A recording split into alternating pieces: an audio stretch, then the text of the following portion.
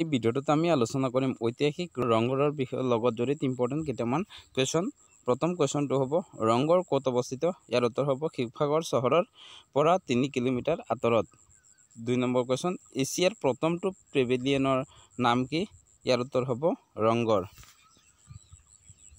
তাৰপিছত 3 নম্বৰ কুৱেশ্যনটো হ'ব ৰংঘৰ কেইমহলীয়া এখন ঘৰ?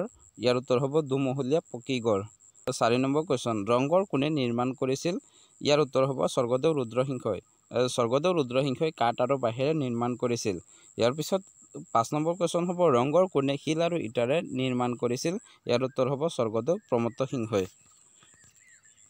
তাৰপিছত 6 নম্বৰ কুৱেশ্যন হ'ল স্বৰ্গদেউ প্ৰমত্ত সিংহই ৰংঘৰ কিমান চনত নিৰ্মাণ কৰিছিল? ইয়াৰ 1746 চনত। ইয়াৰ পিছত 7 নম্বৰ কুৱেশ্যন হ'ব স্বৰ্গদেউ প্ৰমত্ত সিংহই ৰংঘৰ কোন পথাৰত নিৰ্মাণ কৰিছিল? ইয়াৰ উত্তৰ হ'ব আহোমৰ ৰাজধানী ৰংপুৰৰ ৰূপহী পথাৰত। ইয়াৰ পিছত 8 নম্বৰ কুৱেশ্যন হ'ব ৰংঘৰৰ কাষেদি কোনটো ৰাস্তা পাৰ হৈ গৈছে? ইয়াৰ উত্তৰ হ'ব অসম ট্ৰাংক ৰোড। ইয়াৰ পিছত 9 নম্বৰ কুৱেশ্যন ৰংঘৰৰ আকৃতি কেনেকুৱা আছিল? ইয়াৰ উত্তৰ হ'ব অষ্টাভুজ আৰু কেন্দ্ৰীয় গাঁথনিটো আছিল চতুৰ্ভুজ আকৃতিৰ। ইয়াৰ পিছত 10 নম্বৰ কুৱেশ্যন ৰংঘৰৰ চূড়াত নিৰ্মাণ কৰা ড্ৰেগনটোৰ নাম কি আছিল? ইয়াৰ উত্তৰ হ'ব ইং য়াও খামে। 11 নম্বৰ কুৱেশ্যন হ'ব ৰংঘৰৰ বাকৰিত কি কি খেল অনুষ্ঠিত হৈছিল? ইয়াৰ উত্তৰ হ'ব ম'হ যুঁজ, শেন যুঁজ, কণী যুঁজ আদি। ইয়াৰ পিছত 12 নম্বৰ কুৱেশ্যন ৰংঘৰক কোনজন ইংৰাজ বিষয়াই বিক্ৰী কৰিছিল? ইয়াৰ উত্তৰ হ'ব বতান।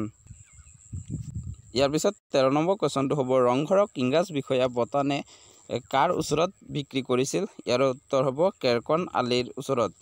ইয়াৰ পিছত 14 নম্বৰ কুৱেশ্যন ৰংঘৰৰ সন্মুখত থকা সৰু পকী ৰংঘৰ কোনে ধ্বংস কৰিছিল? ইয়াৰ উত্তৰ হ'ব কেৰকন আলী। তাৰপিছত ৰংঘৰৰ অৱস্থিতি ৰংঘৰ আছে তলাতল ঘৰৰ উত্তৰে, জয়সাগৰৰ পশ্চিমে আৰু অসম ট্ৰাংক ৰোডৰ কাষত। ইয়াৰ আগৰ ভিডিঅ'টোত আমি এটা কুৱেশ্যন আপোনালোকৰ আগবঢ়াইছিলোঁ। সেই কুৱেশ্যনটো আছিল মিত্ৰা বিভূষণ কোন দেশৰ সৰ্বোচ্চ অসামৰিক সন্মান? আৰু ইয়াৰ উত্তৰ আছিল শ্ৰীলংকা। আৰু এই বঁটাটো এই সন্মান কেইদিনমান পূৰ্বে আমাৰ দেশৰ প্ৰধানমন্ত্ৰী নৰেন্দ্ৰ মোদী ডাঙৰীয়াই লাভ কৰিবলৈ সক্ষম হয়। আজিৰ কুৱেশ্যনটো হ'ব চূণশিল কোনটো শিলৰ অন্তৰ্গত? ইয়াৰ উত্তৰটো আপোনালোকে কমেণ্ট কৰি জনাব। আৰু যদি ভিডিঅ'টো ভাল পালে লাইক কমেণ্ট শ্বেয়াৰ কৰিবলৈ নাপাহৰিব। ভিডিঅ'টো শেষলৈ চোৱাৰ বাবে ধন্যবাদ।